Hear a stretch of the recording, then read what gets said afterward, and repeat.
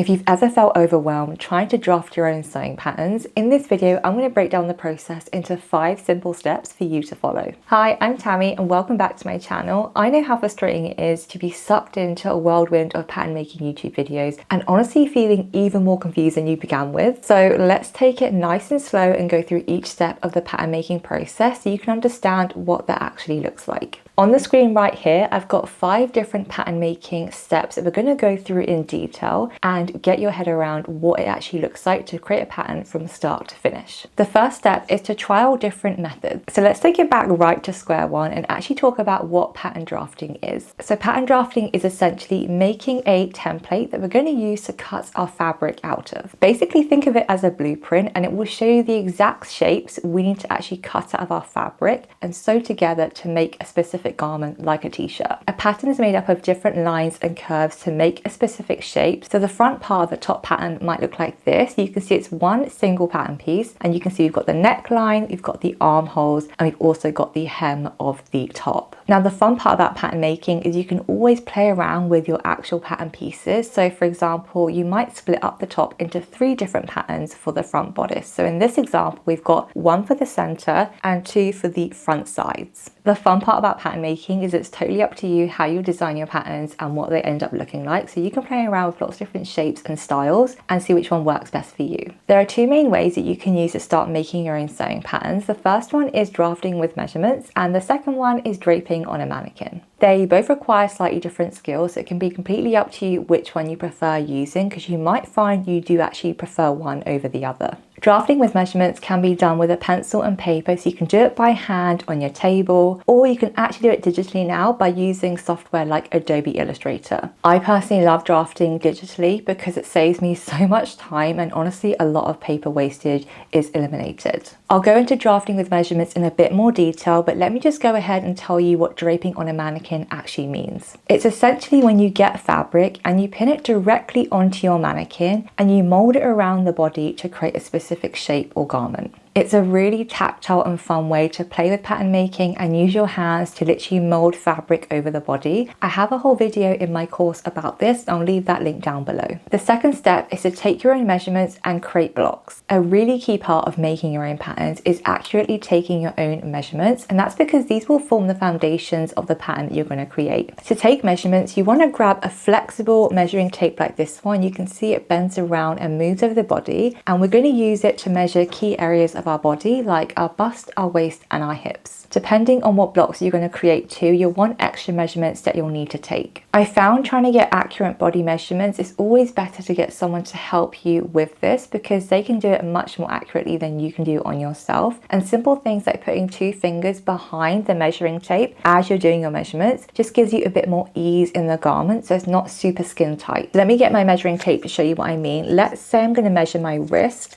So I've put it over my wrist. And instead of just taking the measurement so it's super skin tight, so I might put 2 fingers underneath the measuring tape just like that, and then record that number as a measurement because that will include some wearing ease. You might be thinking, what even is a block? And basically a block is a pattern that we use for different areas of the body. So you'll have things like a bodice block for your top and a sleeve block for your sleeve. Here on the illustration, you'll see this is where the bodice block would sit. So you can see it's over the torso and the sleeve will go around and over your sleeve. There's so many ways to create blocks for yourself, and I have a whole course dedicated on pattern making and making blocks for you to check out. It's literally step by step with video tutorials that you can pause and watch at any time. So if you want to find that, I'll leave a link down below in the description box. If you're also someone that's tried drafting blocks and you absolutely hate the process, in that course I also include pre-made bodice blocks in 14 different sizes so you can use them straight away and get stuck into actually manipulating and adapting your pattern. Step 3 is manipulating your blocks. Once you have your block, you're now going to want to go ahead and actually adjust it to fit your personal body, and then you can actually use it to design any garment that you want. A block is basically a super simple garment that has no design details on it, so now is the time to actually get creative and play with adding a deeper neckline or using a rounded neckline, playing with different sleeve shapes, or even things like moving darts to create whole new styles. Most blocks actually have things like bust darts, and that basically helps the block and the fabric curve over rounded areas like your bust, and you can go ahead and move these into any area that you want to create a whole new shape. In my course, I actually show real real tutorials and examples of how you can move and adapt your darts and basically just change the pattern into any design that you want. I know how intimidating it is to start from a blank page, and it really helps my students understand the core of how you can adapt a pattern and then go ahead and make anything that you want.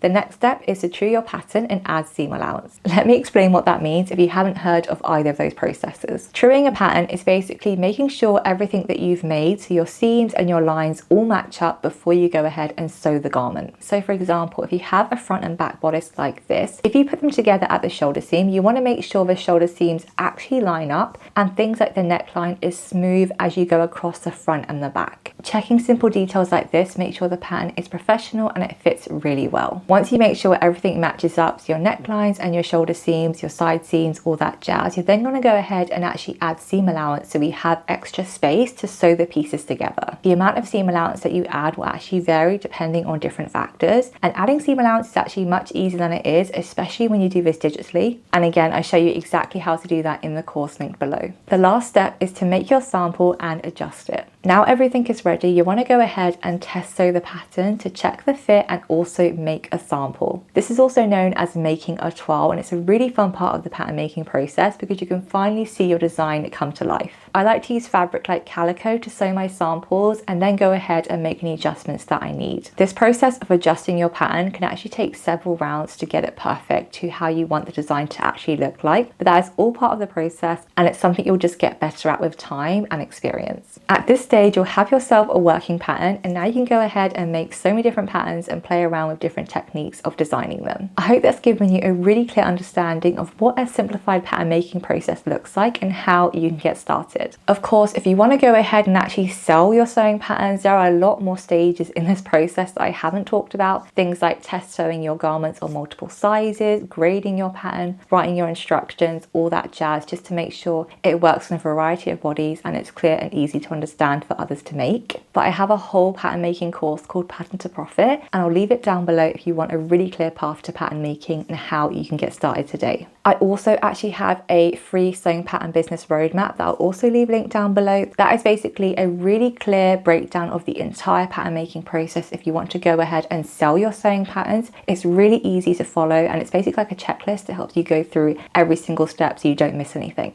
Again, I'll definitely link that down below if you want to check that out. If you're someone that's truly fed up of trying to figure out this on your own, I know what that feels like because that's exactly what I had to do. That's exactly why I created this course, because when you're trying to figure out and piece information together on free YouTube videos or blogs online, you end up missing a lot of the key fundamentals of pattern making, and having a whole course that goes through literally start to finish of the pattern making process is really valuable, and it will give you a really clear step to follow that you can use time and time again and know you're doing it the correct way. I know that pattern making can seem like this really elite level skill that only certain pattern designers or trained professionals can do, and that really is far from the case. I personally started sewing 6 years ago, and in that time I've built several successful sewing businesses and generated multi-six figures from this skill. I've taught thousands of people to learn how to sew that genuinely enjoy using my patterns and sewing with them. I've also actually released my sewing book, So Simple. It's my first ever book and it comes with 15 different patterns for you to follow. And honestly, when I look back at everything that I've achieved so far, none of this would have been possible if I didn't take that first step into pattern making and learning this skill that truly has changed my life. When I started learning how to make my own patterns, there really wasn't much resource out there unless you went to a fashion school and did a fashion degree. A lot of my process was just literally watching tons of YouTube videos online, going through different pattern making books, but without any support and guidance, it actually was really hard and overwhelming to do on your own. It was honestly so messy and just so complex to follow, which is why I'm so happy to actually provide a resource that I genuinely believe in and know you can start your pattern making journey in a much more simpler and clear way to follow. I hope you found this video helpful. I know it can be a lot to take in when you're first getting started, but I promise you, once you get started in your pattern making journey, it becomes a lot more easier and fun. Thanks for watching, and I'll see you in the next one.